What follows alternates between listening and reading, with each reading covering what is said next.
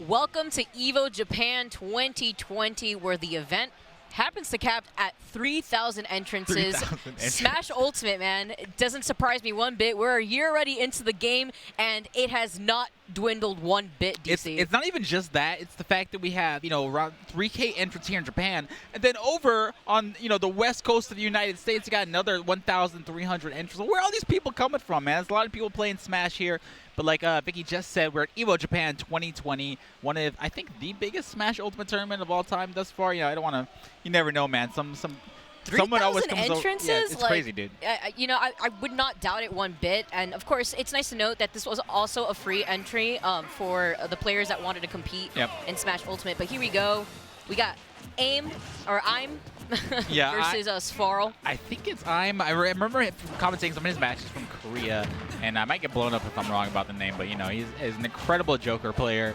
I do want to say though, like you mentioned, this was free entry for all the players, but at the end of the day, these Japanese players are always playing for keeps. They're very serious about the game.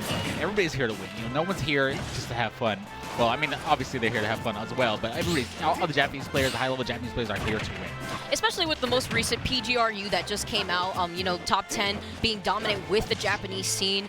I do believe is a top 30 Joker actually in Japan. Japan has actually their own PR, so that way, with so many talented players, they need a way to kind of minimize that list.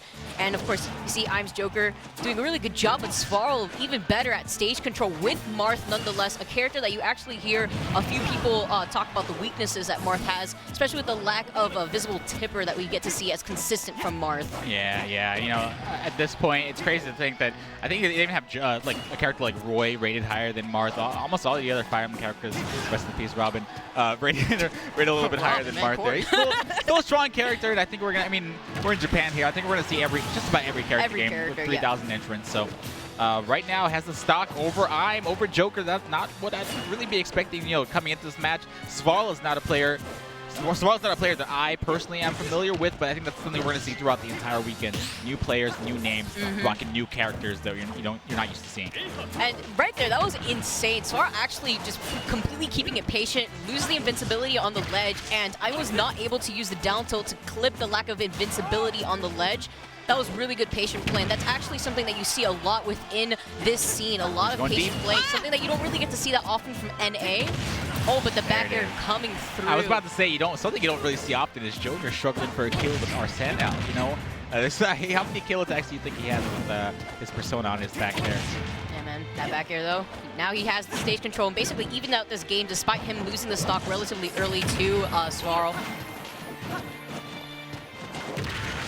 Jumping in with Nair. Oh, I love the drift back with the forward tilt. Great spacing. Just going to space play it a little bit safe here. Try to get as much meter as he can once he can close out the stock easily with Arsene, even at this percentage, honestly. A single hit of gun actually clipping swaro from being able to do that rising fair. Yeah, I think the scariest thing of these patient Joker players, man. Oh, there it is. Looking for the perfect spot to strike, following it up with an up smash, and closes out the stock. And all that stemming from overcommitting with a shield breaker. The B-reverse shield breaker leading into Swaro's demise, losing his second stock there. This is the worst, man. Just camping with the yeehaws. You're taking a little residual damage there. Gets clipped by another one. That's the worst feeling in the world. He avoided it too. He just jumped into it while it was still active. But saving this jump, knowing the Joker's going to be coming down with that gun, and that's the new Marth killer. It's the new Fire Emblem killer. You get clipped out of your jump, and that's pretty much the end of your stock. Yeah, great air dodge though, avoiding the side B right there. And I'm just completely coming back with a dominant lead over swaro. Despite swaro having the lead in the very beginning, taking the first stock, and I'm able to run it back. It's rough. Yeah, honestly, he was just capitalizing off a lot of mistakes from swaro, especially when swaro had the lead for a bit. He lost it immediately when he tried to overcommit with that shield breaker that we saw. Something very nice from Im, being able to get that drag down on the platform into the up smash. And that's really kind of the reason why a lot of characters are, mid to low tier. Basically, the amount of room for error you have pretty much determines where your character is in the tier list. And Marth, at the end of the day, if you're fishing for something or you're going for a hard read, some characters can be safe. Marth is not one of those characters. You got punished for that shield breaker, lost the stock, and it was all downhill from there. Yeah, especially against a debated best character in the game currently, Joker.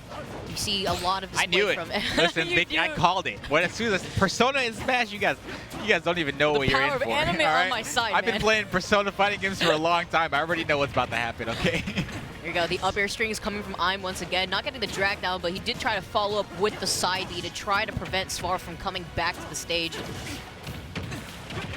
I love that falling fair one. Just sets you up for pretty much anything you want. That's the party starter, okay? You can do whatever you want after that. Yeah, especially since I'm ended up on top of that platform. The pressure that we saw from I'm for trying to go with the up air too. There's a drag down. Oh, he turned around. That was the buffering. I love that get up with immediate down tilt. Your profile is so low. Even the falling fair spacing from Swaro was not enough to catch him.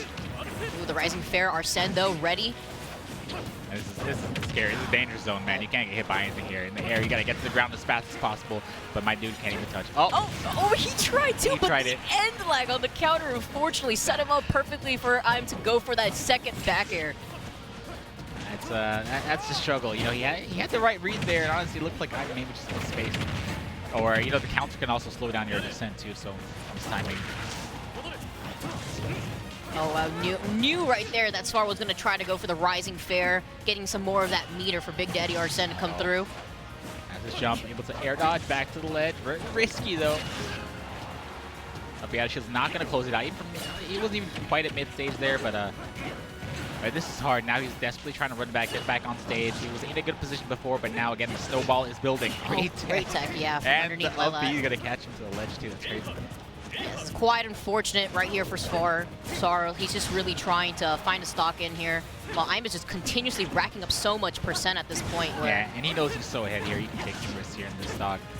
On top of that, he wants to get hit to build that Arsene meter a little bit. No. Shield though. You know, we saw a couple upbeats out of shield. I thought as soon as that down tilt touched his shield, he was gonna pull the trigger. Didn't quite get it though.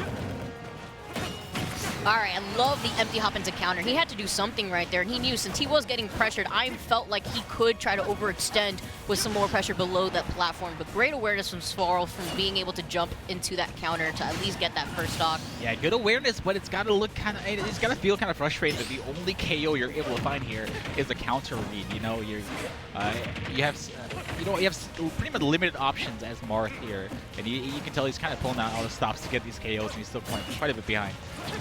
We saw him even trying to space out forward tilt, which didn't even do it at that point.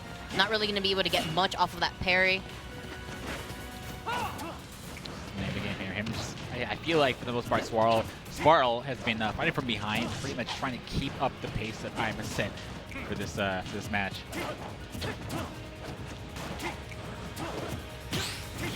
Parry into the dancing blade. He's getting in some percent right there.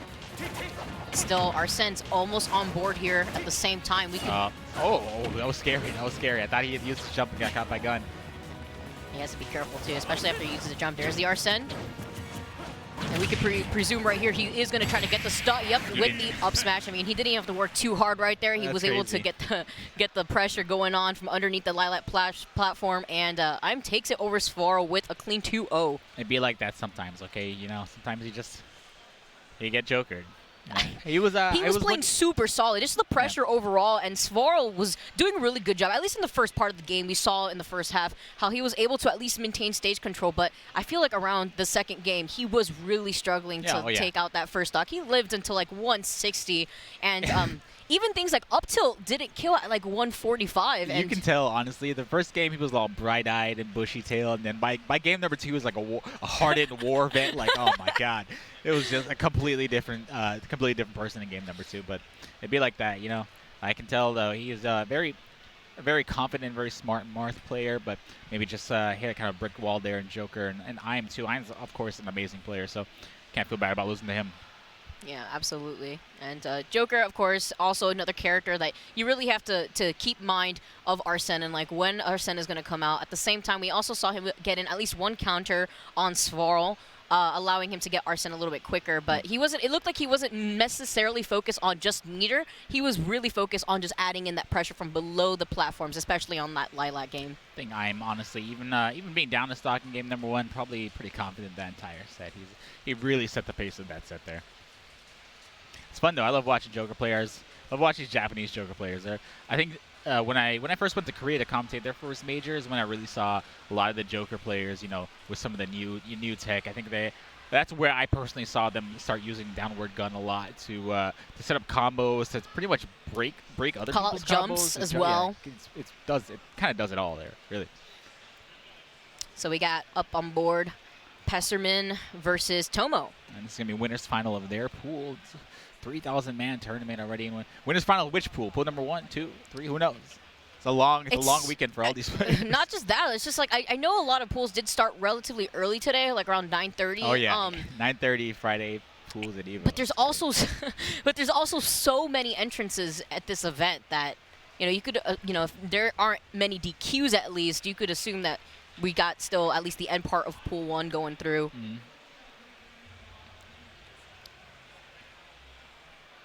I'm ready though. You know what my favorite part about Evo Japan is? What's up? They really care. They just really care about production quality. You know, you see that backdrop behind the players. We never have that in NA. You always got the crowd in the background. I guess it's just the different type of hype overall. I guess in NA you want to prioritize how hype the crowd is getting. Of course, when tournaments are long and it's late, that crowd does tend to dwindle. So having the backdrop is definitely a smart idea, I guess, after a certain time. You know what it is? It's that they're planning ahead. They know it's 3,000 man tournament. These players in for like 10-hour days. So they're like, this crowd, who knows what's going to happen at 6 p.m. tonight. I don't know what time it is over there in the United States, but thank you guys for joining whatever event. I know, of course, Genesis is going on this weekend. Please support both events. Don't pick and choose. Yeah, multi-Twitch, man. Got a lot of good Smash going on this weekend. Just enjoy them both, honestly. I wish I could be at both, honestly. I love Genesis. You wish you could, like, clone yourself? Hell yeah. That's not the first thing I would do. You know, but that'd be, like, number 2 or 3 on the list. But, yeah, it's so much talent overall that people are going to be able to watch back at home between so many PGR players. Of course, a recent PGR just came out today. You have top 10 already displayed for everybody to see. I love, you know what I love too? MK Leo, number 1 on the PGR. I mean, yeah, again. that's no surprise. I think he is. He's like, I already won Evo Japan. I'm going to Genesis this year. I want to do the 4P. Man, I think four Genesis wins in a row, dude. That's crazy. All right, game number 1 here. Pessary man versus Tomo. Got a Tomo name. We got a Tomo top player, BB tag player named Tomo, but I don't think that's him. It's cool though. You know, it's when you think about gamer tags in the U.S. and you're like, you got a couple players named Zero. You got a couple players named, I don't know, like Shadow or something. You know what I'm saying?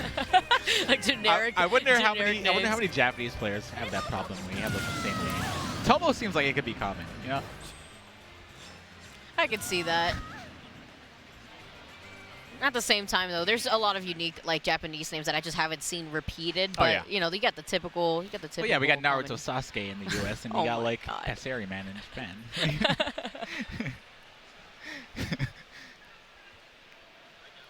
All right, Vicky, what are you thinking? What Smash Ultimate?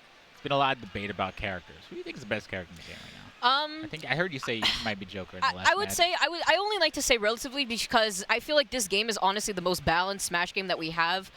Just results-wise, I like to base a lot of, like, tier-wise, I like to see it off of results, even though there's other outside factors. But definitely, I would say Joker has those results. Also helped by MK Leo, who's been winning so many events. Yeah. But up there, I would also have Palutena, of course, as you see right here. Palutena, who is also... you got Game & Watch? That's what I want. I want to see the Japanese Game & Watch players. That's true. Meister, of course, putting in that work. But here we go. We have Passaryman versus Tomo. Passaryman being a really good patient fox. I have seen him in the past and on previous other result pages when it comes to past Ouroboros as well. It's Fox not a character. I mean, I feel like I'm gonna be saying this all day, but Fox not characters that often. There are a couple Fox players, but for the most part, wow, that was great on the call right there. Knew that Tomo actually had to recover from pretty far away. He had lost his jump, and Passaryman actually was able to set up for that forward smash. Also, I'm pretty sure it would have clipped regardless if she would have been able to clip onto the ledge because her teleport isn't the best, and it's actually really easily exploitable when she has to get back onto the ledge. It's pretty easy to two-frame. Yeah, so that's obviously had to put some timing into there, but you can tell he's like, this is 3 minutes. Forward smash is going to be guaranteed. Parry. quite a bit here. Only 43% on his first stock, really setting the pace of this match. I think in like the first 10-20 seconds, you can really tell like which player is going to be setting the pace of the match here. Pessary Man seems like he's in control. Yeah, Pessary is actually doing a really good job at just controlling that unsafe dash attack though on shield, not going to cross up and allowing him to get that free up smash. That's what I was talking. This is what I wanted to ask you, because you know, of course, a lot of people got Palutena very high on the tier list, really struggling with that nair, but Pessary Man has Tomo's number right now. Yeah, I was gonna say Tomo honestly is just getting outplayed, unfortunately for him right now. You know, we also have people like Light out there, also getting 10 actually today that was displayed on the PGR, doing that work with Fox nonetheless. So Fox is definitely a character that, although he's not the same as his Smash 4 iteration, still extremely powerful. Oh, I love how he used the shine to stall actually to kind of mix up his own landing right there. Yeah, he's trying to end this one with 3 stocks remaining, honestly. So go for that perfect. Ooh, the dash back into grab, setting up perfectly to have Tomo off stage. Look at the empty hops into back air. That was great timing too. That's so scary. It's like you're on the ledge doing 20 empty hops in the span of like half a second. What the hell do I do here? You know, you got to make a decision real quick too, because you might get clipped at the edge too. Honestly, at that point, instead of jumping, Tomo could have done a get-up attack at the same time to try to clip Fox for empty hopping. Pessary also did a really good job at just timing the back air. He reacted to the neutral get-up from Tomo. And, and in that instance, that neutral get-up doesn't have the invincibility that you have get-up attack with. Get-up attack having a long invincibility from the ledge probably would have been a lot better option. Something about Fox players, man. Fox players' hands are always moving like crazy. You saw him change his Fox color like 18 times. I don't know if you saw that. That was wild. He can't stand still. He's just trying to. You gotta keep your hands warm, especially after that first match. That went by so quick. I don't even know if that was a hand warmer for him. See if Tomo can figure out something here. This is game number 2, going straight back to PS2. That was really funny. The end part of Palutena Nair actually got clipped by Fox's Nair. Here we go. The up air strings coming through. He's all over him, not really giving Tomo any room to breathe here. A dash attack, though, allowing him to try to set up, but the forward tilt actually not going to be able to clip as Pessary actually ends up behind him. Yeah, and you see Tomo kind of dropping shield a little early a couple times there on the Fox down air. Really gotta know how many times it's gonna hit you before Fox hits ground. That's the last thing you want to get hit by. Oh. Oh, falling out of that Nair again. Back air not going to connect. It's crazy. Tomo's actually doing much better in this match here than game number 1. Way better. He actually almost tried to call out that side B right there with the up smash, but unfortunately held it way too long. Yeah. Ooh, the up smash, lucky for Tomo, ends up not going to be able to sweet spot right there. He's actually going to do the sour spot from the back part of the up smash. And there you see the adjustments by Tomo instead of waiting for the shine. Still going to clip on that up smash, but you can tell he's made some adjustments. It's game number 1. I think this is going to be a much better game for him.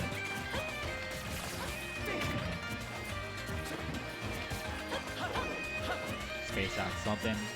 Doesn't want Fox getting in. And again, if you can slow down Pessary just a little bit, that's when the nairs are going to start connecting. That's when the dash attacks and the back airs are going to start connecting. Yeah, the down throw into back air, but Pessary actually DIing away, especially since Palu doesn't have rage at this moment. He was able to get away from that. It could be a DI mix-up at the same time, because if you do DI away and you get clipped, that's it. Another neutral get-up's going to get him punished. I want to see some other options from the edge. The way he's using laser in this game, too, it's like he's marinating a chicken before he finishes the meal. Oh, that space right there, though, not going to be able to let him grab. I really like the way Tomo's playing this game in particular, adding in that extra pressure, but unfortunate timing on that up air, allowing Pessary to get back onto the stage. A couple things I've seen, though, he's gotten Pessary off stage. I haven't seen any explosive flames. Not really many fishes from up there. Oh gosh. Oh, maybe not auto reticle right in front of right in front of Pessary's face right there. Yeah, I missed him, but it's also quite unfortunate that Tomo's not able to get that many back airs. He is trying to use a barrage of back airs, but at least the end part of Nair definitely does do it, taking that out was wild. It happened so quick. Honestly, I thought Pessary had clipped him with something else, but there you go. Oh wow, that was a back throw. I don't know if that was supposed to be a down throw instead, but maybe he just wanted to prioritize having stage control. But nonetheless, Tomo still finds himself losing that second stock before Pessary. I love that break into the combo, just holding the shield, waiting for something to grab the touch shield, and shield grab. And there's that spacing. You see him trying to go for these back airs. Pessary not having it though. The double jab to dash back. Again, slowly kind of slipping out of Tomo's control here. He was looking good in mid-game, but let's see if he can clutch it out in the end. He needs to figure out something so he can take much damage here on his last stock. Yeah, that raw nair though, catching a Pessary off guard. There you go. The way more patient play every time. Oh, he finally does land the up smash though. He tried to do that earlier. Unfortunately, he just held it way too long, but right there, it definitely did him justice, and he was able to land it. That was crazy. I don't know if you saw that. It didn't even look like Fox had an angel platform. He just came down from the sky and started attacking. He was upset. He needed to press those buttons right there. Pessary man has no chill. There's no patience. He's just going in all times. 100%. He got called out. He had to redeem himself. True. Ooh, and redeem himself. He did that. Backer's not going to close it out just yet, but things are looking kind of dire. Tomo. He tried to call out that roll with the down smash, but actually just mistimed it. Oh, another parry. You know, also that's another thing. His parries have definitely been on point. A lot more consistent compared to Tomo. Try to call out the jump right there. He's getting a little antsy for this KO though. I hope it doesn't come back to bite him. And this match is not over just yet. Sour spot on the up smash. It's good for Tomo. Oh, another neutral get. This man is no fear. Neutral get up every single time. Yeah, you can see he is getting greedy, but the run-up smash finally able to do it. You know, if the first two aren't going to work, at least first two? You're the first 8? He tried a few times. You know, the backer didn't work. The sour spot on the up smash. My dude is not even trying to set up KOs. He just wants to end your stock, all right? I'll just keep throwing it. He's like, I'm telling you, dude, it's like a full circle. The first day you play Smash, to get KOs, the only thing you do is Smash attacks, right? Then a year into Smash, you're thinking about your KOs and you're calculating tech and chases. You're tech chasing. Then 2 years in, you're back to day one, just Smash attacks, and it's all working too, dude. It's crazy. Man, that's nuts. That was a fun match. That was definitely a fun match. I mean, you know, that second match really allowed Tomo to change up the pace of the match.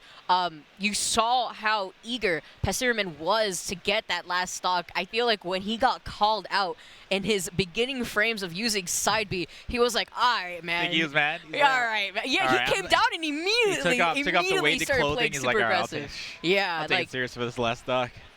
He was, you can tell, they're both having fun there. Pessary, man. Been playing a lot of Fox. You gotta play a lot of Fox to move like that. You know, he's not an easy character to play. You can't just pick up and play Fox. His movement, the way he falls, is just so different than a lot of other characters. So, yeah, being aware of, you know, because it's also the macro with the short hops in this game. You have to be aware if you're gonna do a rising back air, if you're gonna do a full hop, and not fall susceptible to getting used to the macros in the game and just continuously doing short hops. Because with Fox, you want to be he falls fast. You want to be able to keep pressuring your opponent's shield, and we saw that a lot from Pessary as well. He was just doing a really good job at just keeping Tomo up in the air, but that second game, it was definitely way different. He was definitely playing a lot more patient, relying more on the lasers rather than in the first game. He was just way more focused on juggling you with the up air strings and the back airs because he was able to get away with that. Yeah. So here we go, though. We got our next competitors coming through, Musashi and Tightsou. Musashi versus Tightsou. Tightsou. His names are cool as hell, man. I'm telling you. What characters do you think we're going to see here? Another two players I'm not entirely familiar with. And it's such a, like, when it comes to Japan, it's so difficult to say because they could make, I mean, I saw the other day on a graphic that Mr. R shared, it was around the week that everyone was talking about zoners. And, of course, in this game, zoners being a little annoying to deal with since, you know, perfect shielding isn't in the equation anymore. It's all about parrying and trying to push your advantage after you parry. But in that graphic of Samus players, you suddenly see Kirby and Meta Knight. Yeah, I don't know what they're getting doing like top there. 8. And I was like, you know what? That's wild. It's okay. But also it kind of makes sense because Kirby versus because Kirby versus zoners in a graphic full of Samus players, I could see, you know, Kirby not doing too hot versus other characters. But when it comes to zoners, you know, Kirby being able to use the inhale on, you know, charge blast and stuff like that. But listen. Totally take your word for it, Vic. Once I see the Kirby player putting in work against the zoner, I'll totally believe it. I'm not saying you're wrong. Ducking, you know, another thing is crouching. But overall, as I'm saying, like, you know, the talent pool for Japan is so intense that I can't even predict what kind of character we're going to be seeing on stream. This is another winner's final of a pool. So, I don't know, maybe we'll probably lean towards some of the stronger characters, but who knows? Who knows? There's too many damn pools to be prepared. How do you prepare for a tournament like this, you know? What do you practice? It's with like 3,000, the event capping at 3,000 people, and like them having to tell people, all right, you can't, no one else could sign up anymore. Like, it's so many people you have to prepare for. But I guess starting up in the higher parts of the bracket would be a good start. Can you imagine being that 3,000 in first person? Like, goddamn, I really missed it. Really? That was me when I saw that it was free to enter. I was like, damn. Cloud and Meta Knight. Hey, look at that. All right. Wow. That's not what I expected. That's not what I mean, we were just talking about Meta Knight. Of all the sword characters in the game, these are the 2 sword characters I did not expect. But I believe. No button check. We're going. Are we going right into it? Yeah. Yes. Yeah. We're going right into it. Okay. Musashi versus Tightsou. Cloud versus Meta. What happened to my boy Cloud, baby? Not the same. Still definitely very viable. Out of the DLC, oh my gosh, double fair right there. Out of the DLC characters, I feel like he did escape with a way better neutral compared to the other DLC characters. I felt susceptible to that hard nerf ban hammer. Definitely putting in work, especially recently, but Meta Knight is also one of those characters that we have not seen very often. Unfortunately for him, not as good as his Smash 4 iteration. Yeah, I don't know what happened, man. I feel like he has the tools to be a good character. He still has a lot of those up air strings, a lot of those up air ladder combos. But wow, that was insane. He actually had just rolled perfectly to avoid getting hit by that. But just not only that, but he was outside of that cross slash right there too. And both of these characters just play very different compared to what we were used to in the last game. And honestly, I feel like that's why a lot of players just kind of wrote both of these characters off. Meta Knight even going for down air strings rather than the up air strings to carry his opponents horizontally off into the blast zone. You know what I think he is? He needs to glide from brawl back, and then he'll be right up there. All right. Anyways. Trying to help out some of the unfortunate characters there. Nair. No, it hasn't powered up B. Get back to shape and force to use his meter, unfortunately. And Tightsou keeping him. What the heck? That was pretty crispy. What a madman! If my dude practiced missed that specifically for Cloud, but he auto grabbed the ledge too, so I think he's definitely done that a million times. Absolutely. If he had missed that ever so slightly, that was the stock for him. He would have gotten into free fall at that point. Yeah.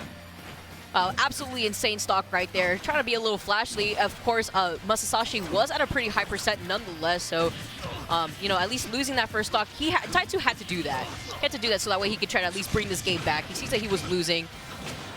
And this is what I'm talking about. I feel like Meta Knight has the speed to be a really good character. Maybe it's the stubby hitboxes. He has a couple stubby hitboxes, you know.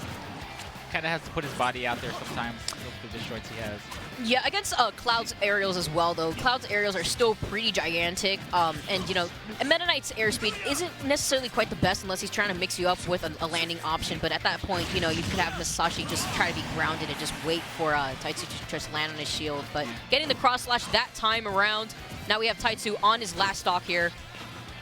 Yeah, it's going to be hard to run it back. Meta Knight, even though he has that speed, his damage is pretty low. Kind of a similar character sheet where he's fast, real fast, but all his hits kind of amount to relatively low damage. And catching that tech roll onto the platform with the up air. The falling back air coming through from Musashi. Just trying to focus on spacing more than anything. That's what I was talking about. See that forward, advancing forward air, not even able to clip Cloud. It's right outside of the range.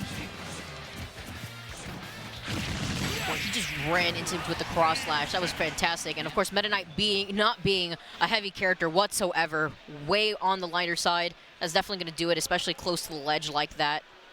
Yeah, that's tough. He was up 2 stock, or sorry, he was up a stock, only at 55%. Even if he lost the limit there, completely missed cross slash, he would have been fine. Yeah. So we had nothing to lose pulling the trigger. Really solid play from Musashi anyways. He was doing a really good job at honestly just controlling the neutral and just taking aside from the fantastic first stock that we saw from Tightsou, it just wasn't enough. He wasn't able to try to recreate that situation. So I'm a big Kirby fan, okay? I love Kirby. I love Meta Knight. I love D2D.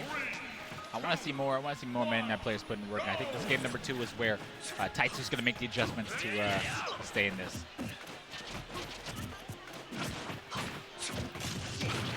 It must be hard being a swordsman in this game. You know, you play against a character that just literally has a bigger sword than you do. objectively, like I'm just in a bad position. Find here. a way to prevent them from just throwing out aerials and try to go underneath them, I guess, at one point for a dash attack or something. See the mix-up right there. So, of course, you know, Meta Knight doesn't really go that far. It's kind of easy to track him, especially with Cloud's Buster Sword. With that backer reached in front of him. Oh, man.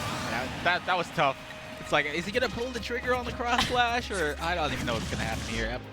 The fear was instilled right there. Nonetheless, you know, he had the cross slash available to him. And another thing to note, of course, being able to do the up B out of shield in this game is actually a lot easier than, you know, having to really shield and do the up B like you normally would in Smash 4. But in this game, it's a lot easier to just pull that plug. And Cloud's up B out of shield is fantastic to try to clip opponents who just fall unsafely on your shield like that. It was very close for him. My dude is only taking 12%, by the way. I don't know if you noticed or not. He's really living in this game. All right. Tightsou finally straightened out. All right. They're racing down here, allowing him to push him away, though. Still gets the run-up grab. Finally, some pummels. What happened to pummels in 2020? Everybody stopped pummeling in this game. Vicky, what happened? Tightsou. That extra 1%. I'm not even sure, man. Tightsou is just not able to really do much at this point. I think Musashi just wants to finish this match as quickly as possible. Yeah, this is not looking too good for my boy Tightsou. Now, nice to know, of course, Cloud still suffers from a lack of a great recovery and being able to clip him as he doesn't really get to two-frame the ledge in this game. Oh, you see, he tried to go for the tornado, but that would have worked in Brawl, yeah. okay? My dude's an old school Brawl player. He's like... No more privilege here, man. That falling fair into that side B. Keeping Tightsou in place to set up for that. Yeah, this is really tough because, you know, most of the time you lose game number 1, you make some adjustments and have a much better game 2. But honestly, it looks like Musashi has made the adjustments and it's looking even cleaner in this game number 2. Yeah, I would really like to see Tightsou actually just go off stage and continuously pressure Musashi, but it's just not. It's not. The opportunity hasn't been given to him to even edge guard Musashi. Here we go. Here you go. This is your moment of truth right here. Oh, has no jump, but he has limit. He has limit. Oh, no! All right. He did it again! I like it. I like what I see. He's going to need to do that 300 more times to win this game, but I believe... That's cool, though. You know, that's one of the things you don't get to see very often because there's just not many Meta Knight players. Absolutely, and if he just continuously does that while he pressures Musashi by the ledge, it could honestly be an even game. Yeah, Cloud does just get juked really easily off stage. Yeah, the fact that his recovery is so unfortunate, I feel like that could KO even much earlier than, you know, when he's going for it. Absolutely. Oh, he tried to call out the roll right there, but unfortunately putting himself by the ledge is not a great position to be in. I mean, he at least took the first stock, but he's on his last stock at 127. Cross slash is coming. Yeah, he knows the fear is instilled into him. He had to do something right there. You know, the thing is, I feel like he's making a lot of really educated reads, but they're just not working out for him. It's like Musashi's just like one step ahead of him, like that. Like, it's crazy that he can just read that forward tilt. Yeah, space it properly, so that way that forward tilt actually clipped him. He's at 165 as a Meta Knight. You sneeze on him, and he's absolutely gone. Oh, he was not going to get punished by that rapid jab right there, but at least a forward throw coming through. Yeah, I think he was trying to DI mix up him there. Wanted to get the back throw. Okay. Okay. All right. Again, you remember what you said? Just let me see that 300 more times. This could happen at 0%, okay? I want to see my boy Tightsou. If he got the grab by the ledge right there. He literally cannot get clipped He by can't get hit one more time. Dash attack will do it. Oh, the down air coming right below that platform right there. Such a large hitbox, but Tightsou knew what he had to do, but it was just a little too late to be able to edge guard Musashi. Yeah, he was right there. I mean, honestly, I think he figured it out at the end of the game number 2, and that's if he had maybe another game, I think we might have seen a lot closer at least. Now, being down basically 2 stocks while your opponent is holding on to a solid 3, it's just very difficult to come back from while that. You're a light character and your opponent is a heavy hitter, it's everything was kind of looking bad for him there. Oh, well. I want to see more Meta Knight players, though. You called it. You said it. You said Kirby Meta Knight out of nowhere. I'm not surprised one bit. This is going to be the Kirby player right here. Roadsuku. It's me. I'm the one. I'll copy to all I play. God. I can't. But nonetheless, that was really interesting to watch. I mean, we were talking about where Cloud lacks. Despite him taking control in the neutral right there, not being able to allow Meta Knight to land properly, because Meta Knight is relatively slow in the air. You could juke your opponent, try to mix up your jumps, and then go for an aggressive option if you see them jump at you. Yep. But it wasn't happening. Cloud was always underneath Meta Knight, and at that point, it's like you're going to get hit by a barrage of up airs, you're going to get hit by back air if you try to get behind him, and it's difficult to land at that point. But, the few times that he did have him off stage, he executed what he had to do perfectly. Even at some points where he had limit, he was able to try to still contest him off stage. Yep. There was a few times he had to reset the situation, but nonetheless, both players providing a pretty solid game to see on stream. Oh, well. Something about these Dreamland characters. I don't know what happened. I don't know what happened to Sakurai. He didn't want to seem biased, DC. Since Brawl, it was just all downhill from there for all the Dreamland characters. Too many things happened out of 64, and then everyone was like, all right, man. Oh, well. The next match is going to be another winners final. Roadsuku versus SK. SK, I'm living vicariously through him, okay? SK. The two-letter names. It's easy to say, easy to remember, okay? Sorry, Vicky, I like your name too, but VK? How many people spelled your name wrong, you think? A bunch of times. I don't blame 1K, them. 3Ks, I don't blame them. You know, what if super silly thing to have a pet peeve of, but one of the Roadsuku, by the way, I just want to make a note before I talk about how silly my tag is on the Japanese PR. He's a pretty solid Yoshi. Believe he is ranked 42, by the way. And in the talent pool that you have of Japan is super solid. And Yoshi lately, I know you have Ron, who unfortunately actually wasn't sure if he's at this tournament, but Ron not making the PGR because of his very busy schedule. He's working full time and such like that. But that's a lot of the Japanese players actually. A lot of them they're businessmen. It's rough out there. But go ahead. Yeah, no, and him putting on Yoshi on board, people started recognizing who's Ron, man. He's playing super solid with Yoshi, super solid with Mario, and here we have Roadsuku coming up on stream with another Yoshi display versus SK, who I'm not too familiar with, but this is winners final, so they had to make their way and claw their way through bracket to get here. Yeah. But either way, what I was trying to say is my silly pet peeve when people separate Vicky and Kitty. Oh, it's not even about misspelling it. It's like when the space is there. It'd be like that. Some people put dots in the middle of D and C. I'm like, it's not. Come on, man. Come on. Washington, D.C., man. Yeah, right? Hey. All right, here we go. Starting up the game. You got Palutena displayed by SK, and then, of course, you got the Yoshi by Roadsuku. I feel like this is most Japanese players. I never see the button checks enough. We saw one. I've only seen one so far. But for the most part, they're just ready to play, Palutena versus Yoshi. Not a match we see very often, but both players use pretty crisp colors here. Back it coming through. I feel like Yoshi has obviously the air speed to maneuver around those neutral airs coming out from Palutena. That's what a lot of players have trouble with. A lot of characters have trouble with as well. It's just the neutral air. How does your character do against Palutena's neutral air? What are your options? Yeah, aero speed definitely being one of those two. Yoshi not struggling in that department. He does manage to jump right there. Oh, the super armor on the second jump, though, allowing him to get back onto the stage and not get hit by that down tilt. Yeah, it's a blessing and a curse. You don't get clipped by the down tilt, but at the end of the day, you're still taking the damage. So, what do you do? What do you do? He did the, I call it the egg drop, but the egg drop? The egg drop. We're in the right place for that. Sorry, go ahead. It looked like he was holding shield, but I'm not too sure if he had let go of shield a little earlier, or if maybe that actually shield poked on Palutena's head. She is pretty tall. Yep. Best bet in the situation. Try to time your roll correctly. If you're too late, though, you're going to get clipped. So, I was going to say it's an even match, but I guess it's not.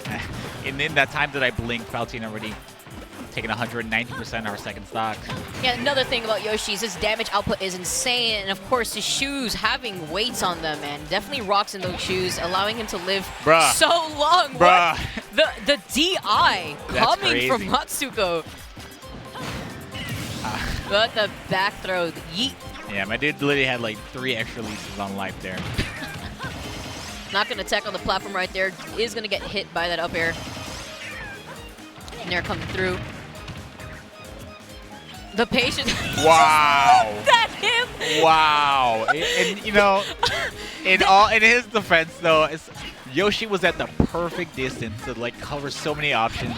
what do I do? Yeah, like what do I even do? I feel like this is the third time in our block DC that we see such a similar outcome where a player is just having a stare down and it's just pure neutral. And then the moment that one button is pressed and you're just not aware of what could happen, that's when the trigger is pulled. Wow, if we had the shootout in time, that's kind of crazy. SK just gonna break up that combo. I'm not afraid of. I'm gonna let Yoshi cross him up for free like that. Really trying to run this one back. It's going to be a little bit before he can. All right, up here it's going to play. I definitely thought SK was going to. Sorry, I definitely thought Roadsuku was going to play a little bit more safe there and hold on to that stock as long as possible. But now we got a pretty even game here. Oh wow, using the fair to completely get rid of the auto reticle right there. Wow. I like how he used the toss on the egg right there to actually close in that distance, and that grab, wow, actually reaching Palutena from quite a distance. I think that's what really separates the good, the really amazing Yoshi players from kind of just the okay Yoshi players, is using an egg to kind of cover your movement. He already has fast airspeed, but having an egg in front of you to stop your opponent from really moving out of the way from your advancing attack. Yeah, especially since it's a command grab, it could be quite peeving as well. This is gross. That was gross. That was a great setup right there. Call that the egg drop top. What do you do? Like, what? You think he could have stayed in the egg, maybe, if he had expected? If he tried, I mean, he was mashing at the same time, so he would have taken the percent either way. Yeah. But he would not have taken the knockback, anyways. But yeah, good. Also, just good on Roadsuku from being able to use the heavy armor, from getting around Palutena. That's definitely something that you're going to see him use often against at least her aerials to get out of a bad situation, since he does have the aerial drift to be able to get away from her when she's trying to contest you with her aerials. Yep.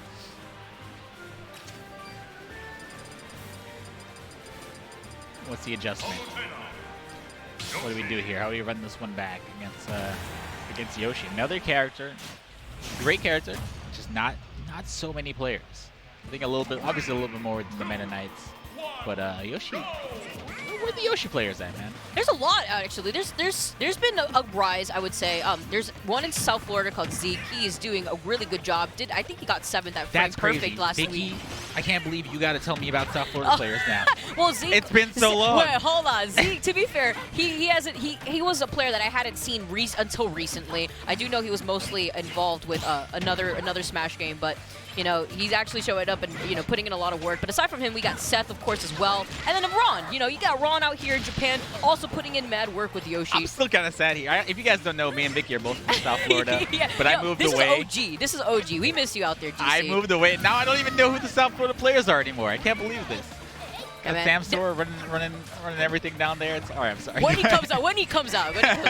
It's changed, man. It's changed since I've been there too. To be quite fair, I haven't been there in quite some time myself, so I've been making it an active effort to visit my own scene and commentate my locals again. But of course, here we go. More Yoshi play going through. You have Roadsuku already taking a SK stock. I can't even have a short conversation because someone's going to lose the stock. So Roadsuku is just playing so solidly, and of course we were talking about Yoshi's damage output. No surprise again, that one egg was doing 12%. The B reverse on the egg right there does go for the down air, but the back air definitely clipping Roadsuku away, sending him off stage. But we were just talking about how heavy Yoshi is in just terms of being able to survive for so long. Yeah, I wonder if it's even worth it going for those back airs mid-stage or away from the edge like that. Yeah, he's not gonna have a problem getting back. He's just gonna get back here. I wonder if maybe putting Yoshi above your head might be a better option. Oh wow, the actual cross-up right there with the down air. Knew exactly where he was going to be on the platform. The back air definitely doing, holding on to a 3-stock lead right now. And again, wow, down there clipping Palutena from above, following the DI with an egg lay. Look at that damage, man. Yeah, that down air. 68%. When you get all the hits of down air, that's a lot of damage overall. That's the B reverse again, too. What a character. No mistakes. Almost getting the shield break there with the down B. Doesn't quite get it, but it's 102% for his troubles on that stock. Are you serious? He's just not able to let him start up anything. SK is just not being able to. I know we were talking about Palutena's tier overall, but the few times we have Palutena on stream, she's just not been able to do much. Between Yoshi and Fox doing their own thing, it's just really difficult for her to set up when they're controlling the neutral overall. Well, that's the curse of playing a top tier character. Everybody knows how to play against your character. You're probably going to have a pretty easy time with the lower levels, but once you get to the players who go out of their way to practice against your top tier, it's going to be a little bit more difficult. Yeah, and calling out that misspace back air right there, allowing Roadsuku to go for that forward smash. Another move that Yoshi has that is actually relatively large. It could be quite misleading, but that noggin always coming through. And what is this win pose? What is happening? I've never seen Yoshi do this before. It's his trigger pose. I don't. People get upset seeing this character, and I understand. I'm gonna say like I feel like the #1 fan for Yoshi is Coney. Is that the #1 fan? Is that #1 fan for Yoshi is Coney? Oh. Back at Genesis, I know he's been doing some work over there, but yeah, I'm pretty sure he loves seeing Yoshi win. I get Coney some Yoshi memorabilia from Japan. I got you, dude. All right, guys. I think before our next match, though, we should be taking a quick break in just a little bit. I don't actually know when it's going to happen, but before our next match, don't worry. Guys, Evo Japan 2020 is pretty lit so far. If you haven't been here before, try to make it out 1 year, okay? It's not that far. It's like a 10-hour flight. I spend 10 hours sleeping at night, okay? So, whatever. I don't know. Welcome back to Evo Japan 2020, ladies and gentlemen. It's your boy DC, joined by Big Kitty, and we're back with more Smash Ultimate action. The biggest Smash Ultimate tournament of all time here in Tokyo, Japan. Chiba, Tokyo, Japan. Yeah, no, it's been really fun so far. We've been seeing a large display of different characters up on stream. I mean, of course, no surprise right there. Japan is known for being one of those regions where you have a whole toss-up of how many characters you're going to be saying actually excel through bracket. You're not safe here, okay? You're not safe. If you only know, like, 40 matchups, you're done. You're not making it to the top. Got every character, every single character. Got had a Meta Knight on. And we're about to see Ryu versus Ken. Is this really happening, or is this the button check? There's no way. I think they actually already had a button check earlier, so this may be the real game. Munikun versus Kamui. Ryu versus Ken. Wow, this is crazy. I love his name is Kamui, and he's not playing Corrin. Yeah, what's going on here? All right, but you know what? I've never seen this happen before, Vicky. I believe. Well, I mean, in Street Fighter. All right. Unorthodox way of seeing Street Fighter. I like the playing on Final D also, just to make sure. These are two Street Fighter players. Happening? These guys have never played Smash in their life. They're Street Fighter players that said, you know what, might as well get. This is great. Oh my gosh. I don't know. So what do you think? Ryu, Ken, who do you think has... I know a lot of people... I don't know. Talk about Ken, I'm going to say. Talk about Ken and say he's probably the better character of the two. But in this matchup, what do you think?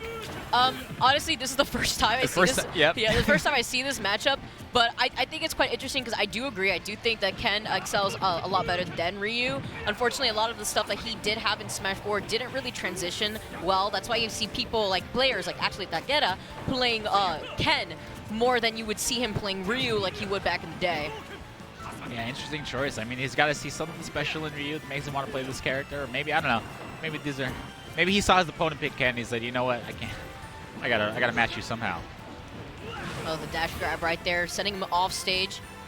Not gonna be able to do much though. Does go for the up tilts. Not gonna do. I feel like I'm watching. Are we playing?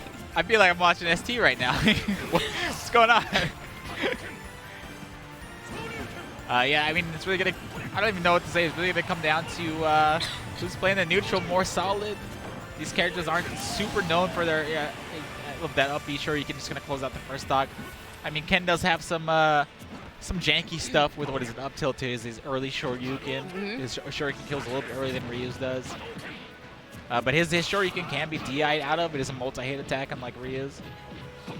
Not so much damage just off of the down tilts right there. Oh boy, and I'm unfortunate Tightsou. Oh man, I don't think he had to jump after that either. So the Tightsou off stage, unfortunately not allowing him to get back. I mean, here we have Mugen actually just doing way better right here than Kamui.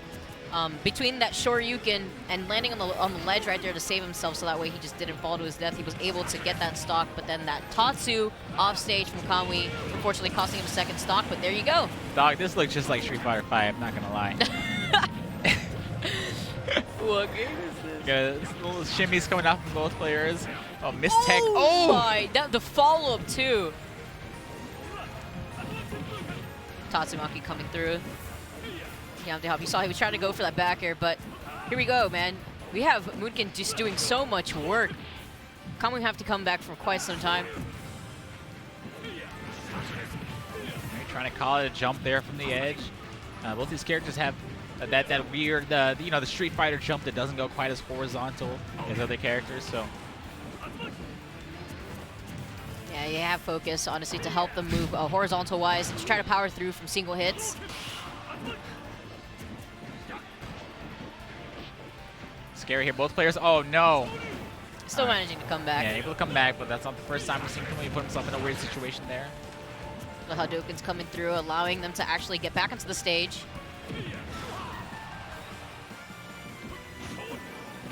Really interesting to see how both these players playing very patiently, very slowly.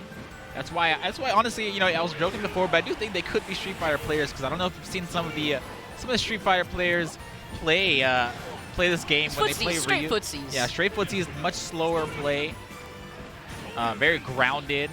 Oh, he definitely wanted to go off stage right there after that up tilt, but nonetheless still gets it with his own Shoryuken right there. Okay, so this is not over. I was talking about how Ken has some janky stuff with his up B. KOing very, very early on a lot of characters. Ryu pretty heavy though. Oh. The dash grab too. That was quite unfortunate. The distance on that grab was like non-existent. He like ran into his shield, grabbed, and the grab just didn't work. Yeah, that was I feel like that was an Ume Shoryu. He just knew it was about to happen. It looked like the dash grab, just the act of dash grabbing, just shortened the grab distance too. It was quite unfortunate. Maybe he just had misspaced it at the same time, but getting hard punished for that.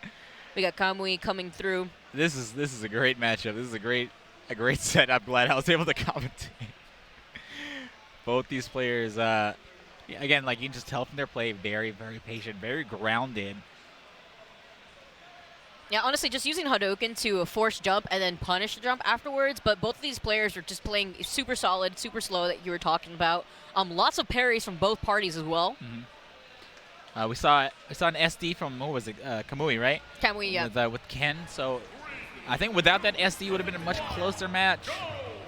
PS2 is game number 2 stage pick. I really liked how they started on Final D though. That was nuts. I think Terry's stage should be legal for Showdown matches only. Only if they play Showdown. Wow, the back hit of that actually landing. Just a big hitbox on that. The Tatsumaki though, sending Kamui off stage, but he uses the focus to actually maintain stage control. Something you see very often. Again, yep, this is the shimmy as I was talking about, back and forth. A lot of players with other characters will use jumping short hops to move, you know, create that kind of space. But these two Shoto characters, two Shoto players using just back dashes, knowing that they're not going to have to turn around.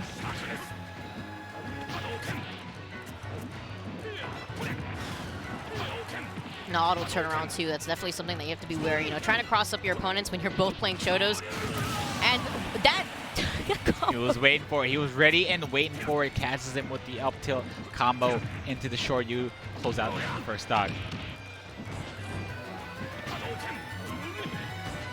Well, the rising Nair to focus right there to dash back. Prioritizing spacing right here. The Tatsu though coming through. Uh-oh. And shielding the first hit too, but not going to get a hard punish for it, and instead he still gets hit by it. Yeah, I guess he thought he had more time, went for the hardest punish possible. You know what you're going to see after that, after the short hop nair, the short hop forward air, set up a longer Ryu combo. Relatively even game so far. One hit, the first hit of up tilt into grab, sending him off stage. Did you see that? Using Shoryu to kind of raise him in the air a little bit to not have to air dodge past that. Sorry, using Hadouken to not have to air dodge past his opponent's Hadouken.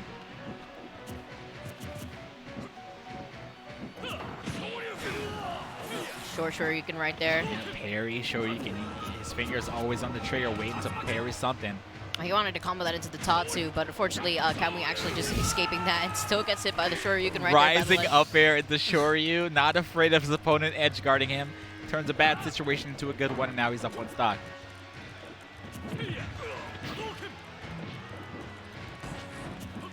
You know, just from watching these two players, the game number 1, game number 2, both very strong Shoto players, but Munekun has, it seems like he has a little bit more experience with the character. Maybe, I don't know, maybe a Smash 4 Ryu player or something like that. He's looking solid, though. Absolutely. You see the fallback on the Nair, too. Oh, the downer coming through, calling out the jump into the spike. Yep. We saw a very similar setup in game 1 where he actually comboed the Hadouken into the down air, but it wasn't enough percent to spike at that point.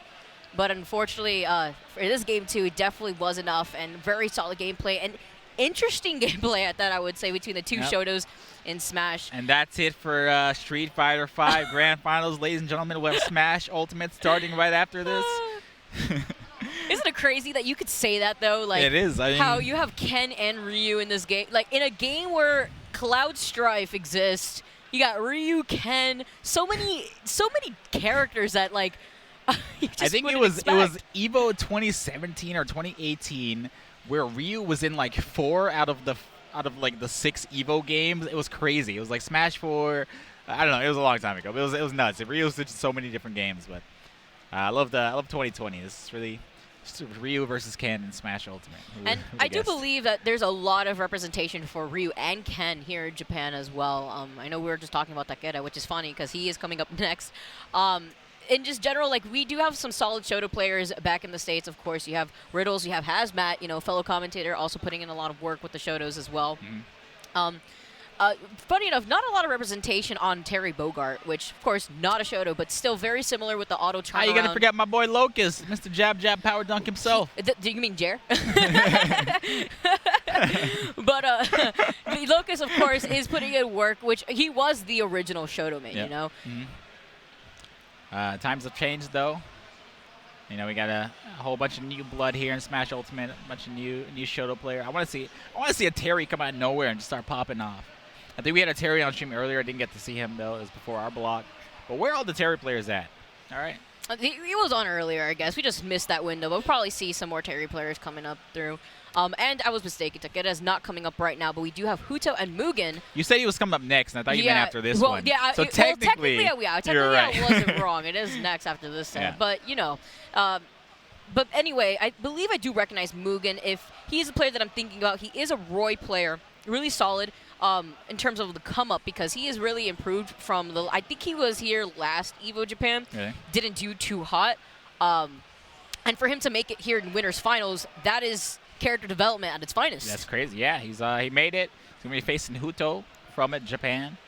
It's, you know, I said before, it's not a super long plane ride, but it's some commitment you got to make to come all the way to Japan and play some Smash Ultimate. It's pretty cool to see some USA faces. My boy Mugen in Winners Finals. Let's see what he can do. Yeah, not too familiar with Huto, but we've been seeing a lot of new faces at the same time. It's been an interesting tournament so far. I mean, not surprised whatsoever when it comes to so many talent. That talent pool in Japan being so large. Yep.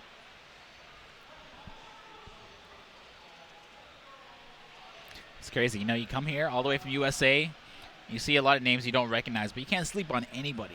There's not a single person here you can sleep on because you never know who might be a hidden boss. Honestly, I feel like that should be the mindset for every player going into pools. Just, like, never sleep. The moment you start sleeping, you start lacking in your gameplay, and that's just going to reflect overall. And coming back in this game is very easy, in my opinion.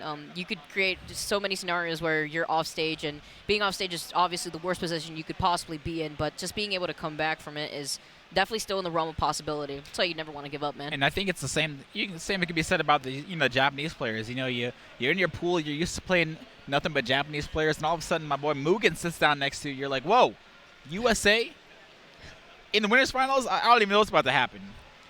And Huto, of course, being a Banjo-Kazooie player. Let's go, dude. First Banjo that I've seen so far. This is what I want. Terry's in the Banjo. I love Banjo.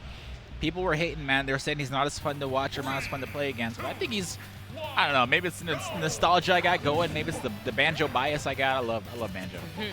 Yeah, I know. We've gotten some Banjo representation from Raito. Of course, when he is playing Duck Hunt, he's like, all right, man, I'm the best Banjo. But here we go. We have Huto representing Banjo here, and Mugen playing Roy, character that we've been seeing get results, especially from Goblin back in the US as well. Character's got the sauce, especially side B killing relatively early. Yeah, but this is scary. So how much experience do you think Mugen has against Banjo? Against the Banjo's going to be Winners Finals, throwing out those Wonder Wings that you can tell he's not afraid to throw it out either. So it's like, who am I playing? What kind of player am I playing against right now? Yeah, especially, at this percent too, you catch him sleeping the moment that he ends up trying to jump aggressively into you. That Wonder Wing could catch a lot of players off guard. I think it's like a better roller. Lane got the roller, Banjo has Wonder Wing, and that tilt's going to take out the first stock there. And going to up B into the sky, create some space, wait out that invincibility from the Angel platform. Yeah, wow, but holding in at this time. Getting crossed up, Mugen tries to go for a grab, and unfortunately with that whiff, taking in some extra percent. On the double coverage from Huto between the grenade and the pellet. Oh, there it is, another Wonder Wing. Gotta connect that time. Huto's looking pretty clean right now, using the Wonder Wing to get back to the stage, but it's all good. Still got 2 remaining on the stock. Ooh, the up air though coming through, keeping him up in the air. Not gonna really. Oh, he did try to prioritize though by getting that back air in, but he unfortunately whiffed it.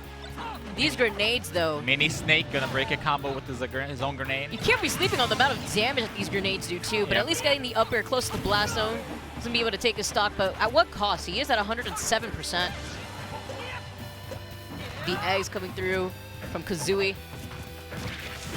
Oh, you saw him trying to throw out that forward smash there. Didn't quite get it to connect.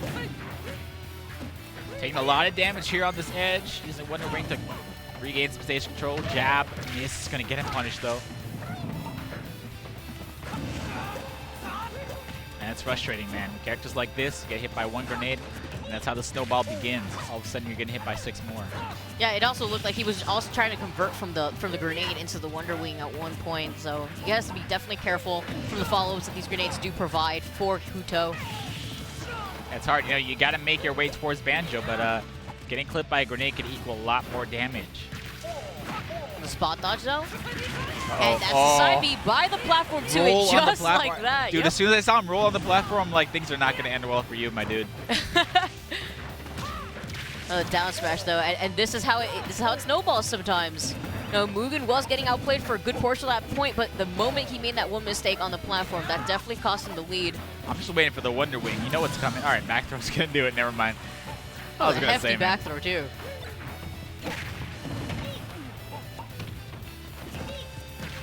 Goes for that dash attack, but it's not going to be able to cross up right there either. The grenade follow up though with the fair himself. Yeah, it's crazy. So much damage coming off from the grenade to fair. Look at that. Already at 99 from just 2, winning neutral maybe 2 or 3 times. Oh, wow, the back air trade? Yeah, what was that? What did he trade? Was that back air? I don't even know. It looked like he was trying to go for a back air, but he got hit at the same time. It might have been forward air. It might have been because back air doesn't have the hitbox. That's why I was like, what? Yeah, the launching hitbox till the end. So great play from Huto. Looking like a solid Banjo player. Mugen sitting back in his chair like, damn, what the hell? I don't even know what this character does. It just looks like he's trying to jump in a lot, and he is getting punished for it. He does have, you know, swords in general, allowing you to kind of swing at projectiles at the same time. You know, he's really taking a lot of these grenades to the face, so I think that's priority number 1. Avoid the grenades, and of course, easier said than done, but really needs to watch. He's taking a lot of damage, getting clipped by a single grenade into a follow-up attack from Banjo. Here we go, though. Game 2 on town. Already starting off with a fair. I would like to see more of that from Mugen, honestly. He does get hit by the Nair while he tries to get onto the platform. Yeah, that's another kind of annoying thing. You know, Banjo has that grenade in his hands, and he's in his shield. It's like all of a sudden you gotta completely respect him there, because if you touch his shield, you're gonna be taking that damage. Wow. And continuously just jumping in. He almost got hit by that forward smash attempt though, but he was able to get the ledge invincibility before it came out. Ooh, the gimmer. Down smash though coming through, and the up smash allowing him to swoop back up in there. And not going to be able to do it though. There was no rage on Huto's part. Oh, and Wonder Wing just breaking up that combo. I'm telling you, that is a better. You also see. I don't know if you guys can't see Mugen's player cam, but you saw him laughing like, "Yo, he really just broke my combo with Wonder Wing." And it'd be like that sometimes. If you give him enough time to pull the trigger, it's going to come out with full invincibility. Yeah, he knew he wanted to hold forward and just be really aggressive in that situation, especially on the platform, that he saw the perfect opportunity to just Wonder Wing right there. What is disadvantage when you have an invincibility advancing attack, you know? Uh-oh. And not going to go off stage to try to contest him right there. Letting him get back, and unfortunate sour spot on the up air. Not going to be able to get the stock, but still gets the stock nonetheless right there. And then, again, big damage. Yeah, the grenade into fair. Very hefty. Huto always fishing for this down tilt on the edge. Hasn't got it once yet, but, you know, you You gotta respect it. It's always there. If you miss space, miss time your up B, you can get clipped by it. Even out of the parry, too. He parried the grenade, and it still allowed him to go for the Wonder Wing. These spot dodges, though, from Mugen have been on point, but Huto is just running away. Oh, the air dodge back into the ground and to grab. That back throw, really strong. Yeah, what a man. I love watching, man. I'm not going to lie. I have so much bias. I love Banjo-Kazooie so much, and I love this character so much. So Huto's really putting on a show for me. Spot dodge from Huto's part right there, allowing him to get that rapid jab going. Oh, he tried to spot dodge that and not going to roll in, not allowing Huto to get that down smash going, too. I think that's the first kind of tech chase situation Mugen's been in. So good read from Huto. Didn't get what he's looking for, though.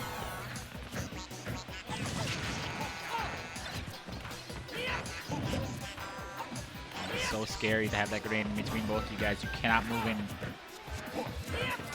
Tries to go for the falling up air. That parry from the back air, though, allowing Huto to get in. Huto's feeling good. You can tell he's throwing out some stuff. Oh, wow, that grenade actually saving Huto, too. That back air would have definitely been enough to send him back into a bad situation, possibly kill him. Oh, but the forward smash, not going to do it. He's living, though. He's living across the stage from a Roy. I think that was close range Roy with a forward smash. Yeah, great DI on his part, and I don't believe there's a Wonder Wing on board for this stock right now. That was his last That was his last one, yeah. And doesn't matter, though, that forward tilt. Sometimes you got to throw away a stock just to get 5 more, all right? Even in between stocks, you see Mugen getting clipped by a grenade kind of for no reason there. It's kind of damage you don't want to be taking, you know? Everything adds up. Gets hit by the single hit of Egg right there. Another rapid jab coming through, sending him off stage. Here's the grenade. Oh, wow, he tried to call it a jump so bad there. Mugen actually waiting it out and jumping right after he tried to overcommit. Not going to go for the neutral getup. Instead, goes for the roll, seeing what Huto was trying to go for. Things are just completely in Huto's favor here.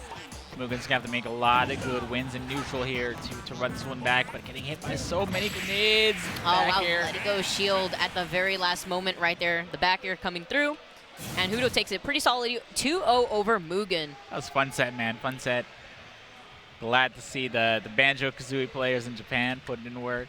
Mugen, that was winners finals though, so he's not completely out yet. Yeah, he's still, he's still in the game tomorrow at least, I believe. Yeah, winners finals, both players do make it out of pools. I believe it's top 3, if I'm not mistaken. You got me. You got me. I mean, with so many entrances, like that's it seems like it would be how it would be. A lot of rounds of pools if it was. I mean, I can't say for sure, so maybe I'll take a look afterwards. It'll be a long, long day for some of these players. But nonetheless, he's not out yet, so hopefully he can come back from that. And seeing Banjo-Kazooie put in work, especially with the amount of damage output there was between the grenade and the fair combos that we saw. He was playing really solidly overall. It was just quite unfortunate that Mugen was playing just a little too aggressive, jumping in a lot more often, not really trying to take care of the grenades as efficiently as he should have. The thing is, when you're playing a character like Roy, obviously a rushdown character, and you know your opponent, if you're not moving towards him, he's just gonna keep pulling grenades and throwing at you. So he has it's hard. What do you do in that situation? Do you wait out and hope he stops throwing grenades at you when he comes in? Which he's not. His grenade play was fantastic. Even trying to cover options like jump with the grenade toss up. He was overcommitting just a little bit when it came to trying to follow up with the grenade. Sometimes it wouldn't hit Mugen, and he would still try to go for the follow up anyways, in case it did hit. He was feeling good. When you're up a stock, when you're up a high you have nothing to lose at that point. You gotta scale out risk and reward always. But as we were talking about earlier, this is the match you spoiled like an hour ago. Well, I'm kidding. It's just we had the shows on stream, and I read the schedule. But we got Takeda coming up now, guys, versus Kalos. Kalos from France. Kalos. On the way from how long is that flight you on there? France to Japan? I gotta ask him later. Maybe 10 hours. Hey, everything's 10 hours to Japan. It's crazy. Except from Australia. I feel like Australia is I think it's close. a 4-hour flight. I could be wrong about that one. But it's cool to see a lot of representation from a lot of different countries. You don't get to see a lot of the France scene, the French scene, I should say. So that's really cool. My boy Kalos making it out. I'm sure French players are popping off for him on Twitter. Give him your support.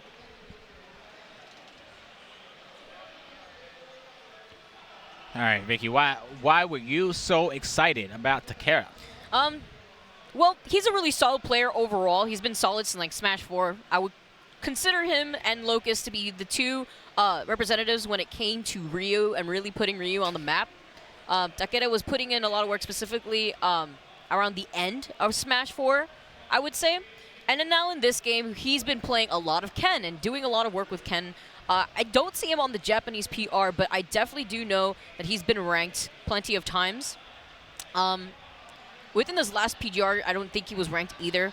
But I do know within the first PR season of when Japan was ranking their players, I do know that he was on the first PR for Ultimate. All right. So, don't know what happened this recent season. What happened? Maybe he, work, busy, or just overall Ken. No, I know Ken is a super solid character, but I feel like there isn't enough to rate him as, a high tier necessarily. I feel like he's definitely high tier, but maybe high mid tier. Nothing too crazy where people have to complain that you would see the usual complaints about characters like Joker or Polly that we were talking about earlier. Yeah. All right, let's see what he can do. He can do a quick button check. I guess I was wrong. The Japanese players do like their button checks sometimes. ZSS is Kalos's choice, as long as it's not just for a button check. Now, a lot of ZSS players anymore, of course, about the obvious one. My boy Mars always putting in work. Oh, yeah, and there's a lot of ZSS players overall in Japan, too. Yeah, it's always funny to see, like, the kind of character differences. Characters that are not as popular in the U.S. you might see pretty often in Japan. So I'm sorry, whenever I say things like, you don't see a lot of X in the game, it's usually, I'm talking from a USA point of view. Sadly, that's most of the players and most of the matches that I watch. Yeah, I'm trying to look them up on the Japanese rankings. I don't know if it was just like the one previously. I do know in Smash 4 he was ranked like 22nd in Japan overall. But in Ultimate, you can't sleep, man. He's got results over Zachary and Ken. Of course, two names that we definitely recognize. Oh yeah. As the top level talent that you would have here in Japan. Also, I feel like the lack of matchup knowledge versus the Shotos in general also help players. I feel like they're underrepresented. Yeah, let's see what Kalos knows about Shoto from America. I love it. It's always funny to see the Japanese players playing Ken because he's of course an American Shoto. So it's kind of ironic that they're not playing Ryu, but it'd be like that. CSS, what happened to my girl Vicky? She just has different combo starters. Yeah. She's not the same. I mean, a lot of top tiers are like that. Like a lot of top tiers from the last game just don't really start off their combos the same way anymore, and people just don't like change. So sometimes they just try to change characters. In all fairness, I mean, playing a character for X amount of years, it's really hard to just relearn them completely. And, even if they're still solid, it's like, why? I put in so much work.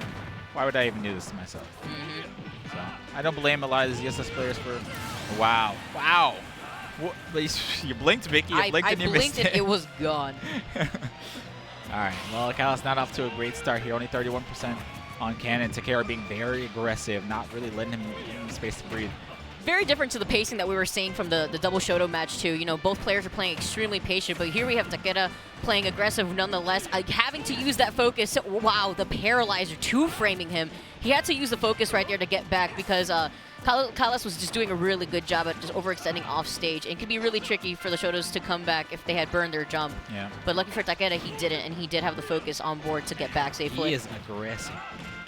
He does not, we watched that Ken versus Ryu match not too long ago. They're both kind of slow play and a lot of spacing and grounded play, but Takeda, very aggressive, very fast, yeah. I want to say just the fact that he didn't mash fast enough to get out of being grounded actually just helped him out in the long run because Kalos had pulled the trigger on the up smash a little too early there. I was watching his hands, too. He was going crazy. Yeah, I saw. It was his percent, too, Yeah. Uh-oh. Look in the wrong direction. It'd be like that sometimes. Oh, Kalos avoiding that back air, though, with a late jump. He just go for that side B whip. And the Zair. Nope. Still lived. Did he save his jump? Yeah, he saved it. We're good. Oh, man. Down. Maybe really hard, trying to hard read that roll onto stage, but... Yeah, I feel like 141 is the percent where you kind of stop rolling onto stage there. Or, high percents like that is really, really risky. Takeda also recognizing his lead, not knowing that he doesn't have to overextend at this point. That's why he's just letting Kalos do his thing. He is trying to space him out. Wow, he snuck in that back air. Jump in. He jumped was that a back in. air? I thought it was Tatsu. The Tatsu came out at the end, but it definitely looked like he had like gone for a back air, and then the Tatsu Maki came out right afterwards. Yep, like maybe for option coverage, just in case he happened to try to roll away, but... Like you said, he's feeling good, looking for that right moment to strike. Wow, fully charged, focused attack, no punish though. Kalos still struggling to close out this first stock though. Up air not going to do it. And this is the unfortunate part about ZSS, you know, she doesn't get anything off of down throws, so you see players like Mars usually go for forward throw, back throw for the most part to set up for potential like knockdowns, jab blocks, follow-ups, but like at percents like this... Oh no, missing the tech on stage. Look at all that damage from one missed tech and almost losing a stock for that. Oh wow, falling out of the Shoryuken. The multi-hit yeah, Shoryuken we were ending talking up about behind him too. That was just the placement of where he was at when the Shoryuken had started. But at least taking out a stock, not letting Takeda run away with a 3-stock lead. I don't know, honestly. You can still get this 3-stock. You're not wrong. Oh, I'm sorry. I'm so sorry. I willed it true. The JV3. Literally trapping him in place and just not letting him get much off of it. I mean, the times when he was just trying to play neutral and space out Takeda, he was not approaching him for obvious reasons. You know, he had no reason to. That was rough. Kind of rough first match for Kalos. Let's hope he can bounce back. It's not over yet, obviously, but he needs to slow him down. He needs to slow down Takeda. That is priority number 1 there. He's all over him, not giving him any space to do his ZSS stuff. Slow him down. Use the down smashes, the neutral Bs to get him wary of getting stunned at least. See, immediately when the moment the match started, you see Takeda staying on the platform, not really moving too much, but Kalos falling through with the Zair, just in case to call out him jumping in and playing as aggressive as he was at the beginning of Game 1. Oh, man. And again, you see Takeda taking advantage of every single missed attack in neutral from Kalos. Now finally finding his way to get in, though. That's one thing that we haven't really seen change too much for ZSS is that nair. Wow, the grab release, though, immediately as Takeda did press an aggressive option there. The jab coming through, not going to tech roll in. Yeah, I mean, it was educated guess there. Didn't get Takeda to do exactly what he wanted to, but the fear is in his heart now. No rolling towards the stage after this tech. But the back air coming through and a little bit of feeling himself, I would say, at the same time. I mean, calling out that jump. He does get the focus into grab right there.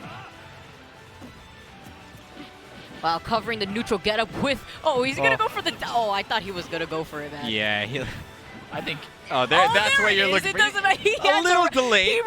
He racked up enough percent for it to work, too. I honestly feel like he just didn't want to overextend and it not work. So he set up for the perfect situation to at least keep him off stage and then go for it a second time. Yeah, man. He's looking and feeling so comfortable. Kalos clearly the one coming from behind here.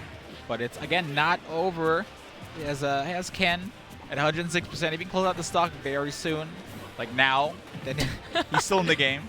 Oh, but actually trying to air dodge back into the ground.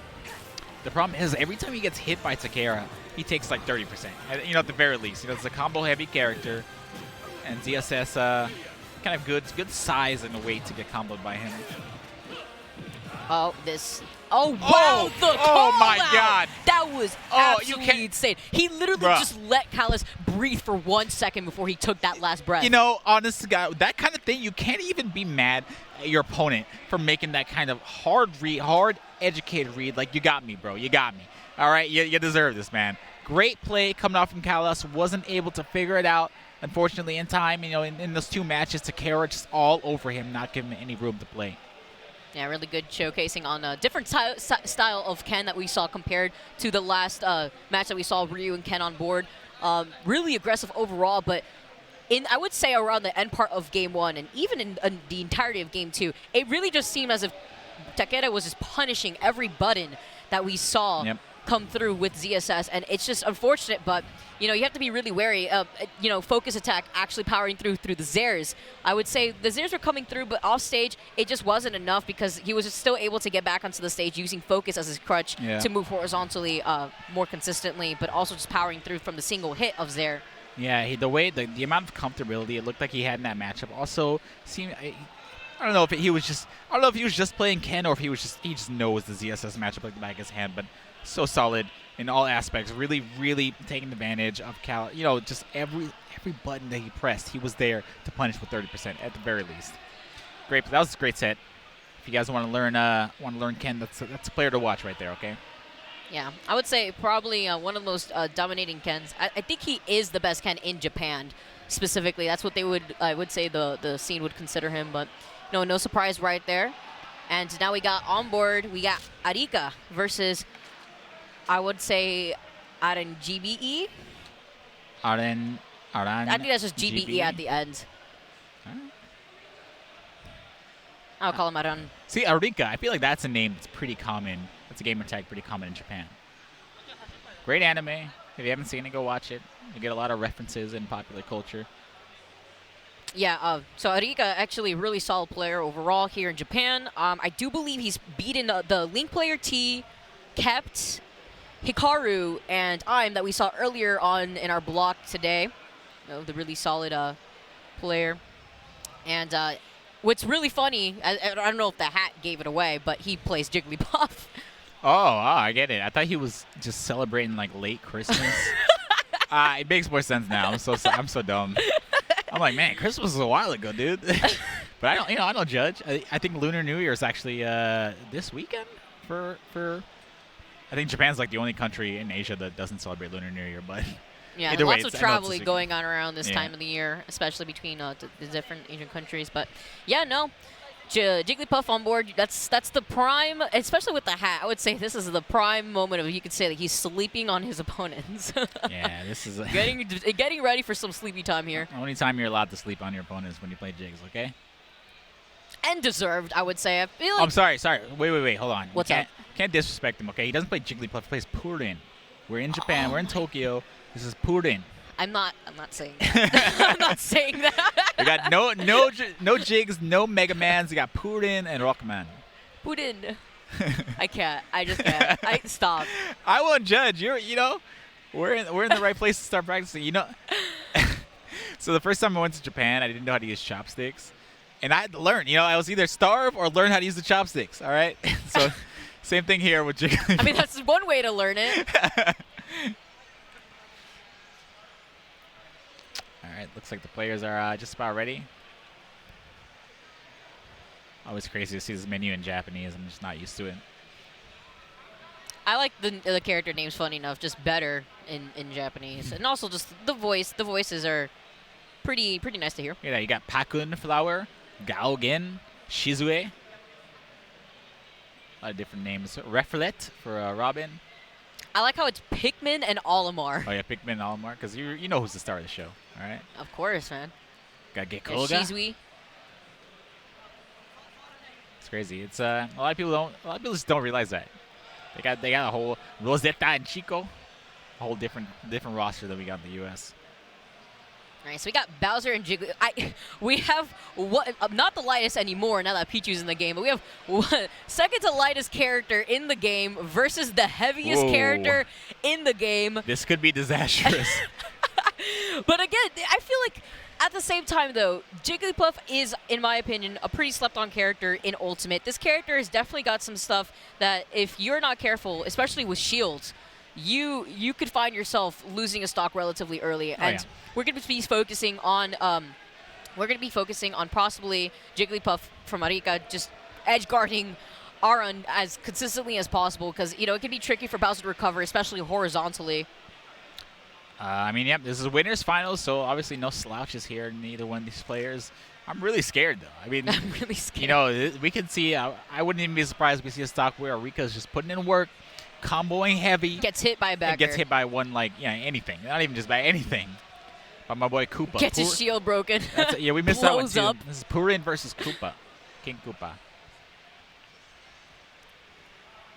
I'm going to try my hardest to compensate with saying the right names. All right? Blow me up if I miss one. I'm saying Jigglypuff. I'm saying Jigglypuff. All right. You're talking them up. I believe I want to see some hot Jigs play. I feel like this is the character that could, in theory, do it really well, but I mean, it's obviously really scary to just play this character. You never know when you might lose sometimes. Especially in this matchup in particular, it can be quite annoying to deal with, just as Jigglypuff. But you know, once you have the lead, that down air into the grab right there, and this is the perfect situation. That's why you saw him go for it, the immediate recovery. But look at his shield already. I'm surprised that neutral air didn't either pop it or shield poke. I've never heard Jigglypuff's Japanese voice before. I'm completely caught off guard. Yeah, a little bit higher pitch, saying put it in instead of Jigs, of course. This is very, very cute. All right, back air those space. Honestly, sounds a little bit like Kirby. You know? Actually, yeah. What's it? Yeah, look at this life the deficit between both players. The amount of hits that Jigs has gotten, but honestly, this is still a pretty even game here.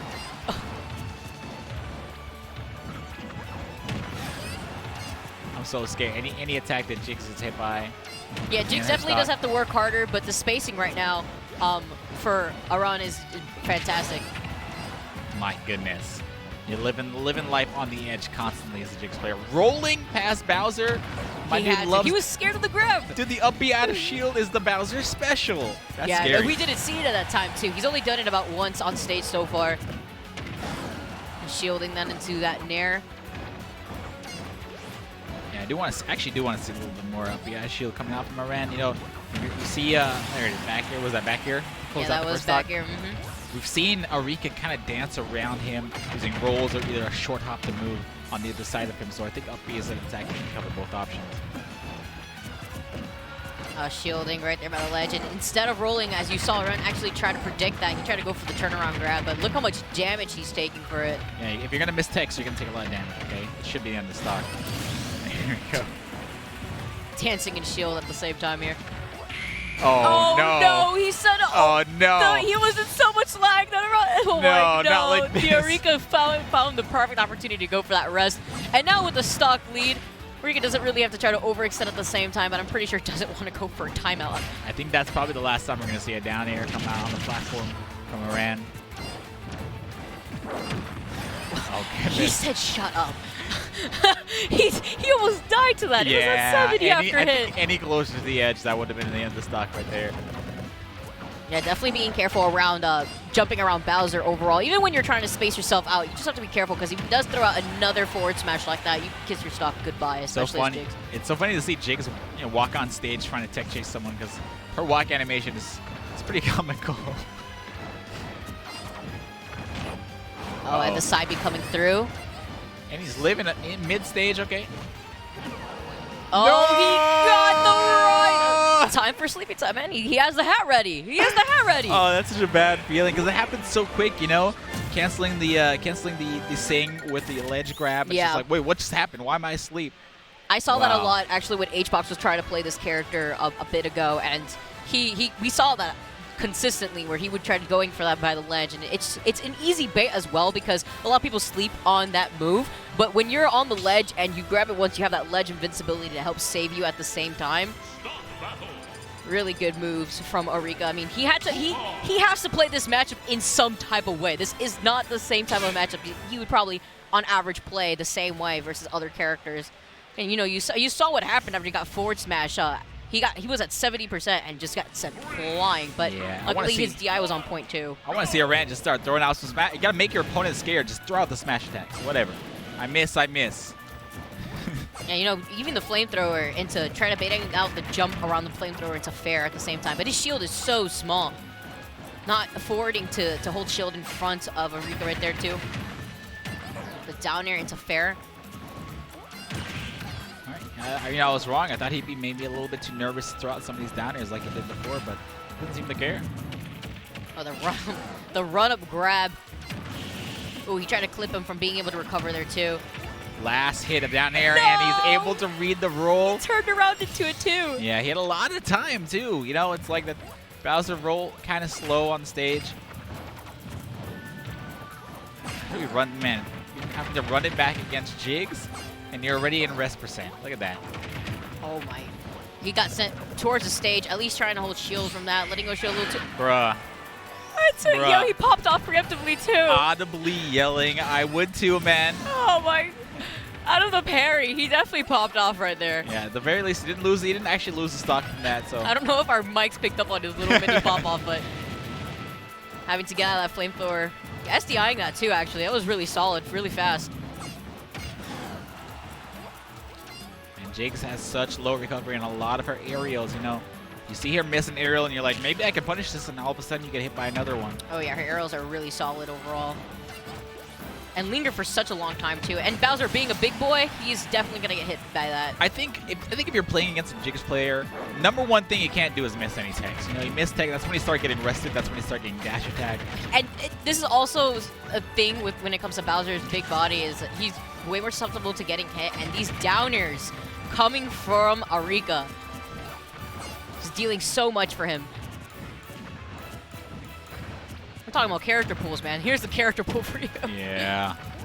And Irun is just really struggling here. He's going for the right options to try to punish Arika's approach, you know, especially in the air. See him go for a lot. I want to see more fairs. There you go. There it is. You know, fair actually reaches pretty far below him, too.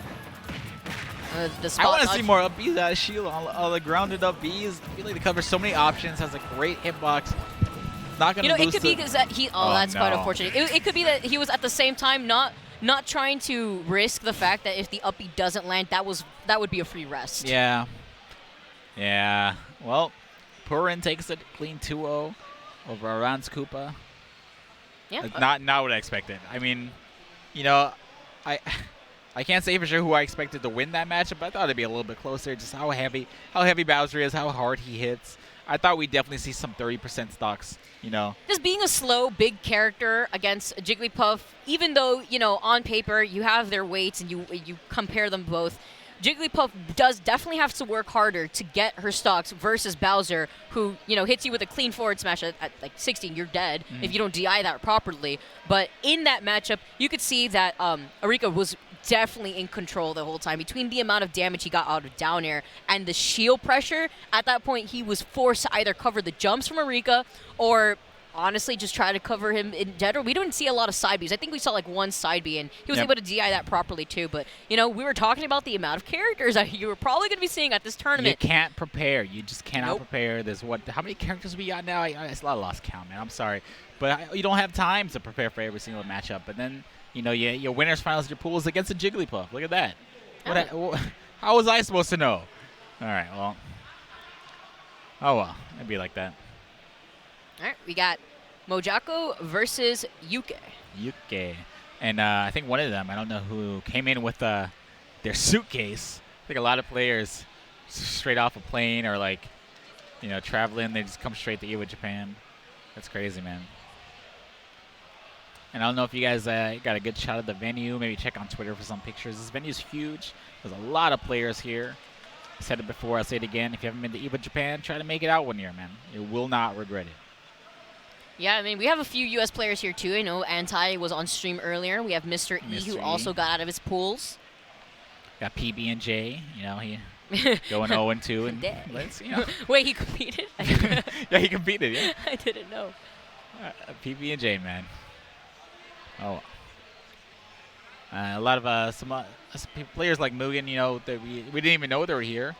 So I'm sure there are a lot of American players that we don't even know might have shown up. I wonder if Irun mentored. I actually, like, we were talking about it. He didn't have enough time, I believe. It honestly, because of the fact that it's free to enter. You know, Ultimate. It capped really fast.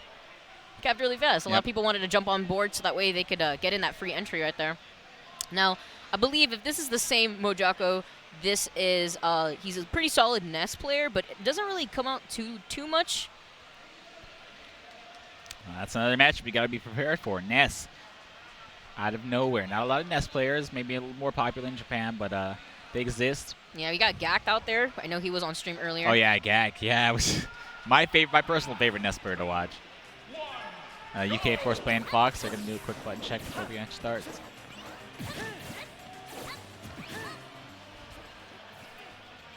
Should be a good one.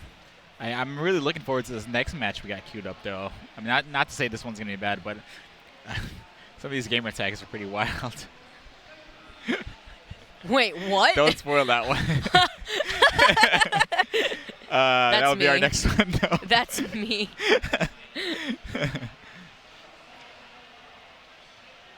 Let's see what and all these matches have been winners finals so far, so we're really winding down this this round 1 of pool. I don't even know, man. I don't know what the round schedule looks like. I think it's safe to say that we're already within the round 2. But I don't know. I don't know if round 1 pools are running all day today. Maybe oh, it's just and like then tomorrow waves being only round 2. That could be. So I have no idea, man. But because I know tournaments split it up differently. I don't. But between this and Genesis, guys, you could probably watch Smash for 24 hours. So don't even sleep. Actually, though, it's pretty late in the U.S. right now. At least I know on the East Coast it's pretty late. Here we go, guys. Game 1. Jacko versus Yusuke. Should be an interesting match. I feel like Nessus is one of those characters that really hard button takes advantage of the Fox's fast fall speed. He's a combo heavy character in the air and loves the fast fallers like Fox to extend his combos quite a bit. Yeah, I also really like this stage for Ness overall too. The platforms being able to extend on his pressure, especially after people want to DI away from fair. You saw him try to go for the PK fire setup. Waiting for a tech on the stage. That's something I kind of noticed about today. A lot of players have been missing their techs on stage. Hey man, it's also early. People are trying to wake up. Yeah, that's true.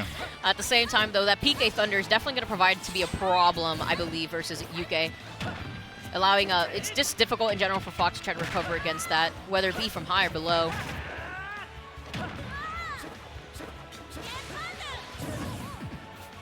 Oh wow, yep, the get up attack, using the invincibility to power through that too, just in case he let it rip.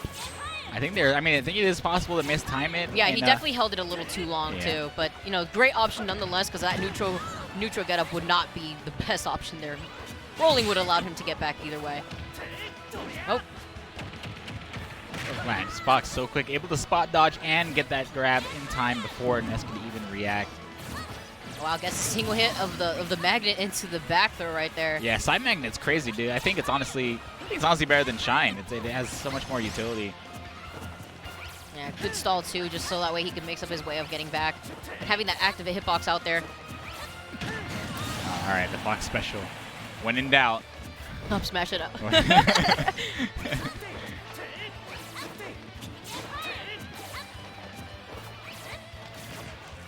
Goes marinating right there. Yeah, Ness not really a character you can do that for free though. Yeah, of course, because we got the magnet coming through. Not enough time for him to react to that though. Either way though, you see Yuki trying to chase him, but Jacko just doing a way better job of just keeping him away and racking up more. This is a second footstool he gets. Yeah, look. It looks like he's doing it on purpose to set up for a tech situation. He got the tech chase, then he ran away, then he ran back. He's like, I'm not really sure where you're going, where I'm going, but I got it. We're good. Oh, the side, yep. Oh, the PK fire coming through to clip that side B. I feel like he was trying to catch the edge and maybe side B it a little bit too early. Yeah. Usually happens sometimes too when you miss the edge. You try to get that invincibility but end up on stage instead. Oh wow, and the mix up too into the up tilt. Not going to get much off of it, but still managing to reset the neutral. Just waiting for him to connect with the one, falling up there, and I feel like it's going to lead to like 60-70%. All right, the rising fair to PK Fire, actually getting it this time, but not going to have the PK Fire follow through all the way as Yuki was able to get out of the situation. But the drag down up air into the grab and back. Oh, what? Oh, like that? Dude, that move actually has way so more upset. knockback than what people are used to for the last game, man. That PK I was Thunder, not expecting that to he KO. got sniped. The dude got sniped. Man, that sucks. All right, PK Thunder coming in clutch and closing out. Yeah, I mean, aside from it being so close to the blast zone, Fox is also just not a heavy character. I feel like he wasn't. I feel like he wasn't pretty that light. close to the blast zone. That was so. It was popped weird. him pretty high up. It could also be because he was trying to DI. I don't even know. I don't think he was trying to DI out whatsoever because he was already trying to DI in at that point. But again, Fox, not a heavy character, also just kind of light. Oh well. That's game 1. Yeah, what can you do? Like, you just move on to game number 2 and hope that it doesn't happen again. All right, here we go. Game 2. No platforms this time around, but just runs up into grab, already trying to set up for a situation to follow up with PK Thunder. It's weird. I feel like I never see Final D in U.S. tournaments. People just hate Final D now. Now we're seeing a lot more PK Thunders being utilized, at least in this game too. But of course, you have to remember, Shine is a tool that could negate that. Rising Nair. Not going to roll into that PK fire. Smart in UK to actually just, you know, avoid that, get back to the ledge. Is that side magnet changing his trajectory like we've seen before? Yeah, wow. I guess it does have a lot more knockback than I realized. Yeah, it has way more knockback in this game. I feel like usually you see people go into for the tail hit to kind of gimp people off stage or keep them on their toes, but wow. Wow, catching where he was going to land right after he goes for that jump, and the PK Fire actually not landing right there as he managed to get back onto the stage. Tries to call out a jump with that up air, but UK managing to get back onto the stage. Wow. Wow. See Jacko being very aggressive back from the ledge. First jumping up with the side magnet and trying to get up attack. No punish on either one though, so is he really wrong?